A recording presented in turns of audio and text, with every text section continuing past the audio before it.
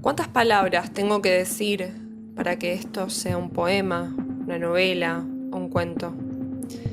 ¿Cuántas imágenes tengo que mostrarte para que esto sea una pintura, una foto o un dibujo? ¿Qué cantidad de notas debo tocar para que esto sea un tema? ¿O qué cantidad de ideas tengo que mostrarte para que me aceptes? Decime, ¿cuántas preguntas podés soportar sin aburrirte? Descubrilo en la revolución de los pájaros.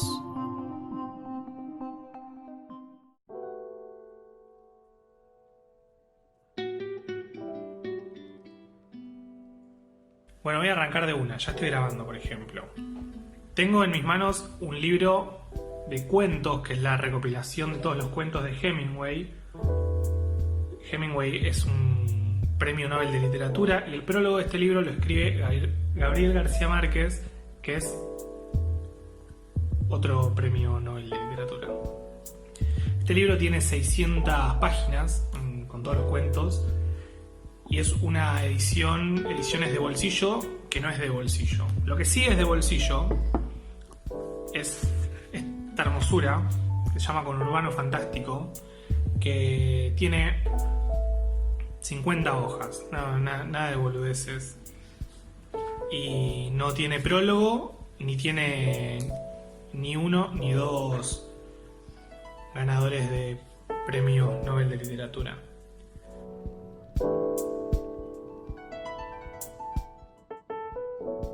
Hoy, 19 de noviembre, el Gordo, Néstor, Juanpi y César se juntan como hace 32 años para recordar al Pecas.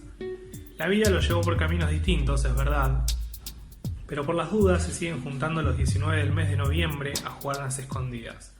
A ver si en una de esas decide salir y dice: pica para mí y para todos mis compañeros. Todavía el Gordo, Néstor, Juanpi y César guardan la esperanza de que lo del Pecas se trate nada más ni nada menos que de la mejor jugada de escondidas de todos los tiempos. Hernán Ramela, con Urbano Fantástico. Este está vivo. Hemingway y García Márquez no están vivos. Fíjense a quién le compran el libro.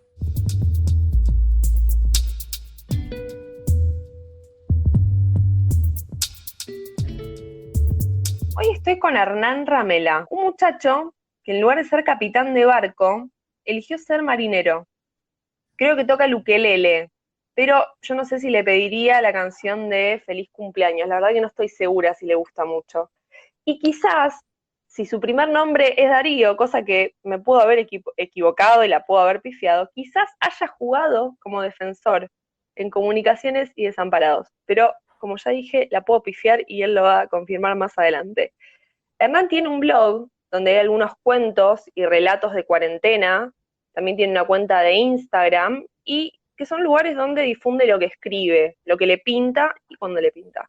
También es redactor y trabaja en el ámbito publicitario y me arriesgo a decir que allá por el 2018 o quizás antes, Hernán tenía una inquietud que traspasaba lo digital, que traspasaba lo profesional y quizás en ese momento ya pensaba en publicar un libro, lo cual hizo hace algunos meses, en plena pandemia, en la editorial que fundó junto a su novia Marina, que también me va a corregir el nombre si me estoy equivocando, y juntos emprendieron este desafío de editar a quienes nunca publicaron.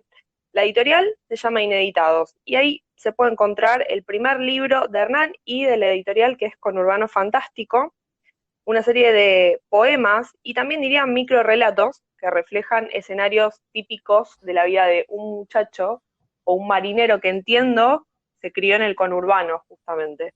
Te criaste en el conurbano, ¿no? O sea, decime que no la pifié con esta presentación, Hernán. No, hay varias pifias que son muy interesantes, pero si querés vamos de a poco. Está muy bien. Vos sabés que había un Darío Hernán Ramela, y me pareció muy curioso. Y dije, este no es Hernán, pero no sé si te llamas Darío de primer nombre. Todo No, puede ser. me llamo Walter y me causó mucha gracia toda esa parte que intenté no arruinarte de ninguna forma la presentación. Está muy bien, no, está muy bien. Yo sabía que la podía pifiar o no, pero me parecía un detalle interesante para traerlo, para saber si eras vos o no, porque viste que como que en el mundo digital uno puede encontrar dobles de uno mismo. Dobles entre comillas, ¿no? Por ahí tienen otro nombre, primero o segundo nombre distinto al que tenemos nosotros. Y estuviste muy cerca, porque hay que encontrar un Hernán Ramela. Digo, no era tan fácil como Juan González, ¿no? No, no era tan fácil. Hernán, ¿cuál es la magia del conurbano? O sea, ¿qué hay en ese lugar que no haya en otros lugares? Esto es algo, ¿sabes qué? Me lo empecé a preguntar una vez que ya había sacado con Urbano Fantástico, Sí. porque uno tiende a romantizar los lugares donde viven, sean lindos, feos, malos, buenos. Salvo esa gente que se quiere ir constantemente a Argentina, que por más que viva en el medio de Cerro Castor, le va a parecer una mierda. Después me parece que en la gran mayoría hay gente que tiene como un apego muy, muy grande al lugar donde vive. Y suele pasar mucho con el conurbano sur de la provincia de Buenos Aires. Porque hago esta aclaración, porque no sé, Nordelta en teoría es parte del conurbano, ¿no? Y, Ujú. creo que la mística que tiene es la que le da uno nada más, que podría ser conurbano, el conurbano de, no sé, de Rosario, que también tiene, digo, el conurbano tampoco es algo propio de Buenos Aires, ¿no? Está en distintas provincias con ciudades grandes, tiene su propio conurbano, Mar del Plata creo que tiene su propio conurbano, entonces este conurbano fantástico es una mirada muy personal de, como su nombre lo indica, un lugar fantástico, ¿no? Tampoco hay una intención de replicar o romantizar una realidad que si fuese tal no sería nada lindo para enamorarse.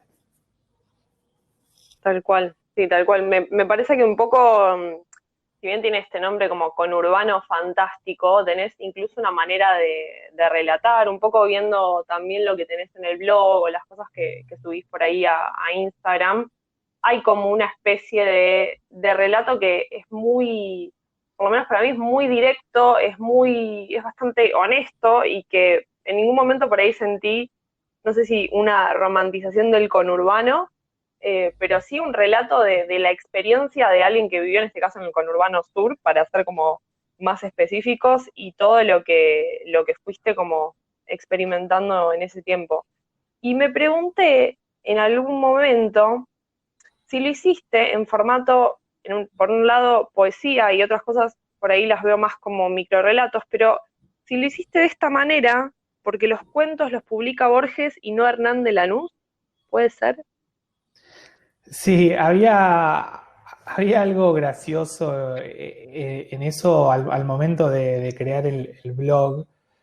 Eh, Nada, hay como una cadena de consecuencias con respecto a eso, que todo parte desde la inquietud de escribir y compartir lo que escribía y de crear un blog. Eh, Crear un blog en 2018, cuando ya los blogs, nadie entra a los blogs como se entraba en el 2000, ¿no? Algo como si hoy Tal hiciera un cual. fotolog para contar lo que me pasa. Pero esto de, bueno, de que de la comparación con Borges, no sé qué, era como para desdramatizar un poco eso también, la inseguridad de iniciarse uno como escritor al momento de asumir que escribe algo, lo comparte y puede o no haber un lector del otro lado. Después lo que pasó con eso fue que por el mismo motivo en el que nadie entraba a un blog en el 2018, hice un Instagram para intentar que alguien llegue a eso y que no sea azarosa la llegada de alguien al blog. Entonces empecé a Claro. compartir fragmentos de cuentos de los que ya tenía en el blog en formato posteo, ¿no? 4 o 5 líneas. Eh, Y después empecé a usar como ese mismo formato para crear historias que arrancaran y terminaran ahí. Y eso es mucho de lo que terminó siendo con Urbano Fantástico. Cosas que ya había subido a Instagram y que después tomé el trabajo de hacer un trabajo de edición con muchos de los textos que había subido. Por eso del blog a Conurbano Fantástico hay como unas consecuencias y que también tienen el porqué de esa forma tan directa, ¿no? Como de expresarlo, porque es algo que tenía como fin que arranque y termine ahí, en esos 2, 3 segundos que alguien podía leer scrolleando en Instagram. Claro. ¿Y qué pasó? ¿Cómo es que de pasar de estar scrolleando 2 o 3 minutos en Instagram nace con Urbano Fantástico? Porque está bien, tenés como la inquietud de escribir y de compartir, pero hay como una distancia entre todo lo que uno puede hacer hoy a nivel digital y lo que es después pasarlo al papel. Hay todo un proceso. Y marqué lo de los 2 años en la presentación, porque buscando en algún posteo perdido hablabas de un libro, entonces eso me hizo pensar en el proceso que le lleva a una persona a decidir realmente y hacer y publicar una vez que siente que está listo. O sea, ¿cuál fue tu proceso o tu búsqueda en ese momento? Y en ese momento, y no está todavía muy alejado de lo que me pasa hoy, la, la validación de uno mismo como escritor, como artista de literatura, eh, llega de alguna manera cuando uno saca un libro, ¿no? Hay como una mirada personal, ¿no? No digo que sea general, de, del que escribe en redes sociales no es escritor, o el que escribe en ciertos formatos no es escritor, ¿no? Hay como dentro de la misma escritura un montón de prejuicios, eh, y en su momento, para mí era más importante el libro que su contenido, entonces no... El libro era como la meta, ¿no? A lo que uno tenía que llegar para decir, bueno, soy escritor. Eso era lo que me pasaba cuando había empezado a escribir, a compartir, mejor dicho, lo que escribía. ¿Sos escritor? ¿Te considerás escritor, mejor dicho? Sí, hoy sí, después de un largo trabajo, sí. Tampoco hay una respuesta, hay una respuesta formada sobre qué es ser escritor, ¿no? Sí, es como, ¿qué pensás vos en ese caso como qué es ser un escritor? ¿Hay un solo tipo de escritor? ¿Hay un montón de tipos de escritores, de diferentes, así como los hay con diferentes estilos, ¿no? O sea, cada quien elegirá dónde va a publicar, cómo lo tiene que publicar o qué tiene que hacer, pero me pregunto, o te pregunto también, ¿cuál es esa validación de la que hablas, ¿no? Como sí o sí uno es escritor cuando tiene el libro físico, o no sé, hoy pensarías que se puede definir distinto, o te parece que hay que pasar por ese proceso también. No, ni hablar. Lo llevé a una especie de minimalismo de lo que es la cuestión de escribir, como donde hay una persona que escribe y por el medio que sea, no importa si es un libro, si es las redes sociales o si es una carta, eh, genera en otro el interés de leer esa forma que tiene de escribir. Me parece que ya está, ahí hay un escritor. Y si en el medio hay una intención monetaria bueno, a mí me gusta tanto o me genera interés la forma en la que escribe esta persona y estoy dispuesto a cambiar mi dinero por eso, ni hablar. Ahí me parece que es como después uno podrá cuestionar si es bueno, si es malo, si tiene un estilo, si tiene o no, y bueno, ya está, es una discusión. Pero en cuanto a ser escritor, me parece que donde haya una persona que escribe y una persona que quiere leerlo, ya está, listo. Por más que sean 2 personas nada más en todo ese intercambio. Tal cual. Sí, no hace falta que sean 1 millón de lectores. A veces lo que tiene 1 millón de lectores quizás no sea, no voy a decir que sean todos los casos, pero no necesariamente por tener cierta cantidad de gente que te lee significa que sos exitoso. Ya ahí nos metemos en la definición de éxito personal de cada uno. Por Pero eso, sí, por eso, en cuanto a definición de escritor, por lo menos yo me creé esa para también no solo sacarme a mí mismo un montón de prejuicios de lo que es el dedicarse a la escritura, sino también no caer en esas cuestiones de mirar con ciertos ojos a otros escritores. ¿Qué es lo que decís vos? Que es donde ya empieza a entrar el criterio o el gusto de cada uno. ¿cómo llevas esta vida de escritor, de editor y de redactor? Diría redactor de día, escritor, editor y estudiante, porque sé que estás estudiando ahora. ¿Cómo llevas todo ese mundo en este momento? Bastante caótico, porque me cuesta mucho el tema de respetar cierta agenda, entonces, por más que intento planear, darle a cada cosa su lugar y su espacio, después me termina desbordando y a veces también cuando las cosas se complican, soy bastante testarudo, entonces intento que se den de cierta forma, entonces ya no puedo respetar una agenda, un plan, porque se me va todo de las manos. Claro, es lo que vaya surgiendo y como mejor se pueda en ese caso, más en una pandemia, ¿no? Que es como, bueno, ya no tenemos un montón de cosas tan seguras como antes, como quien dice, o no sé si tan seguras, pero la incertidumbre está como un poco más presente, así que a veces hay que entregarse un poco al caos. Sí, totalmente. Además que está como esta cuestión como esta fantasía, ¿no? De, bueno, estoy en mi casa, que es Mm. como, uno tiende a creer que, bueno, por estar en tu casa tenés como la, la- la libertad de hacer lo que se te antoje y no, y esto no hay No, nada más cerrado que eso. Entonces uno quizás se levanta con un día soleado diciendo, wow, mira todo este día hermoso que tengo para hacer todas estas cosas, y después nada, te encontrás con la realidad. la realidad es dura, pero decime, en esta realidad, aunque sea distinta, ¿cómo nace la idea de Ineditados, la editorial que tenés en este momento? Parte de de ese mismo deseo de publicar un libro y como de perseguir esa zanahoria, primero bajo ese velo engañoso de que bueno, para que te consideren escritor tenés que publicar. Después había otra discusión que era, bueno, la autoedición también.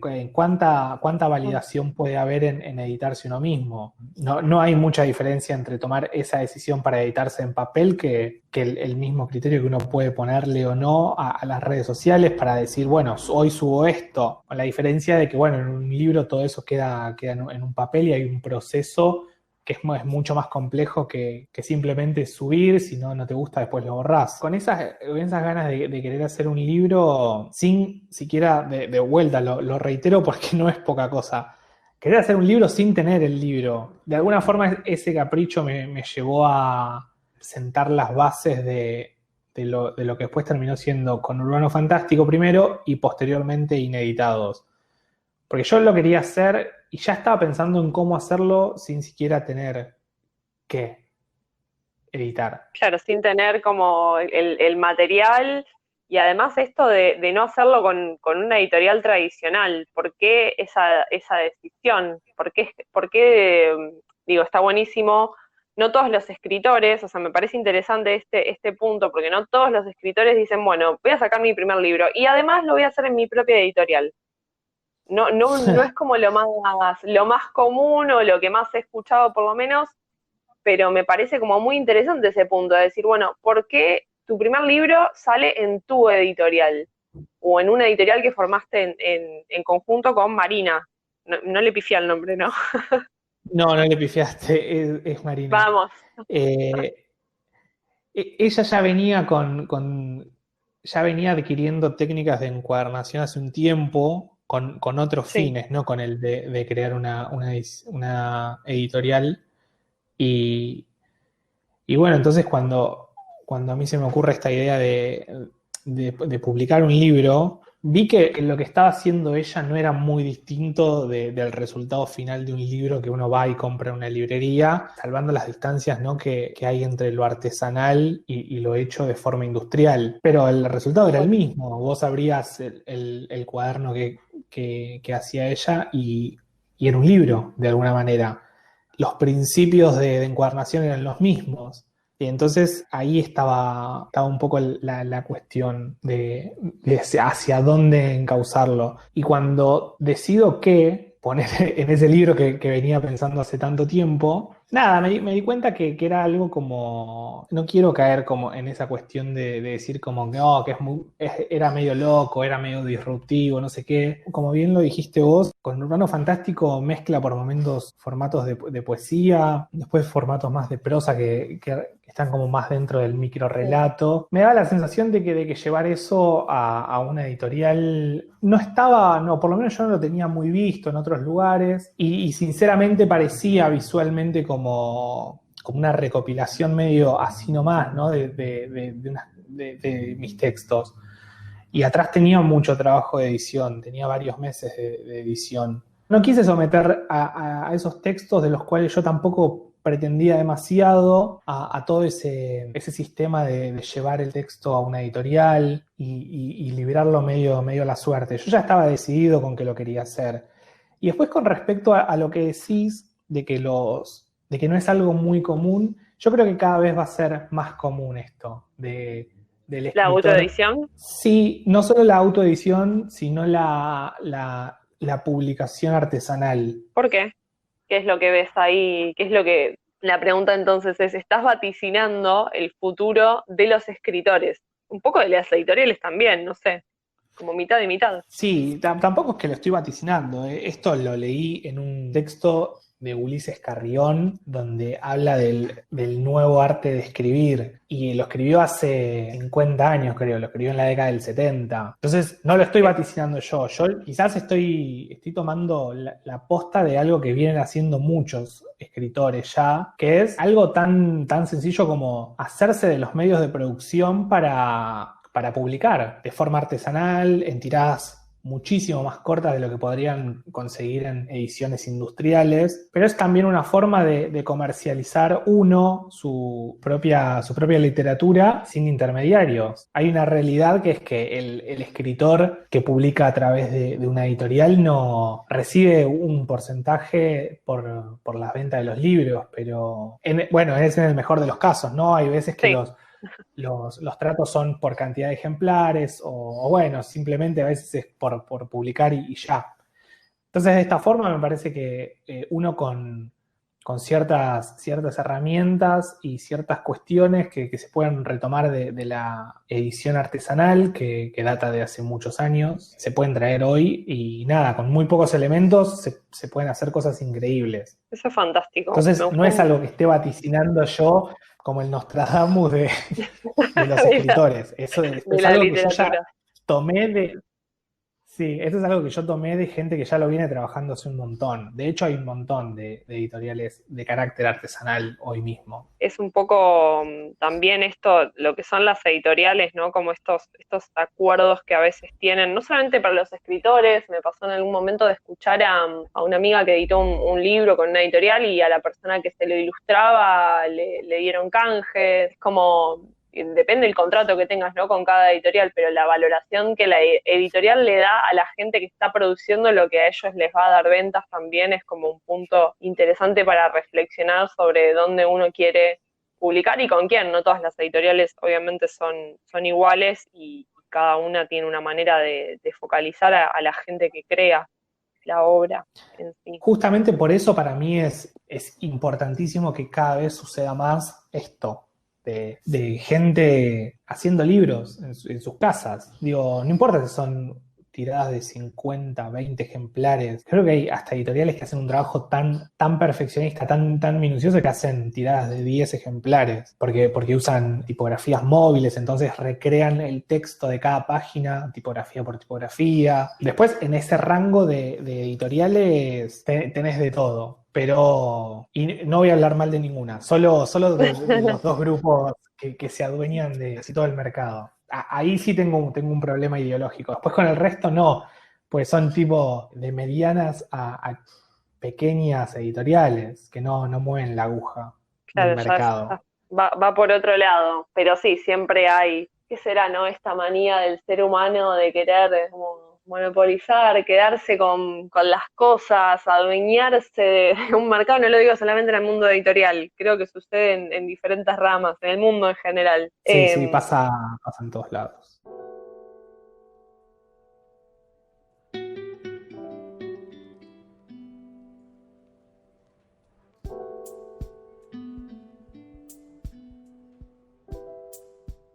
Hernán Ramela, 2020, mira a Hernán Ramela de hace 5 años atrás. ¿Qué es lo que ves? Yo siempre que miro para atrás veo vergüenza. ¿Por qué vergüenza?